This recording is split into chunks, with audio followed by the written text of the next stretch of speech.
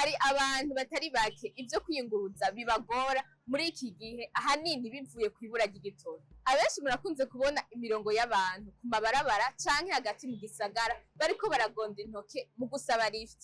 Ayo marift muko murumva ariko aribonekezamwo ingaruka mbi zitari zike muri iki gihe. Aha twovuga ubusambanyi, aho umuntu w'umugabo canke w'umusore aha lift umwigeme afise intumbero zo kumushurashuza. Ubusuma, aho uwutanze lift afata inzira inyuranye n'iyuwo yaratwaye yaragiyemo kugira amusahura. Ariko kandi haribonekeza n'abasavye lift basahura banye n'imiduga. Ivyo vyose vyibonekeza cane cane mu marift atangwa canke asabwa mu masaha yitereye. Ariko kandi hari n'abahora basaba amalift ubu babihagaritse bakemera bakagenda n'amaguru kugira ngo ntibagwe muri izo mpanuka. Mbega wowe udukurikirana, hari ikindi kibi canke ciza woba uzi kiva ku marift?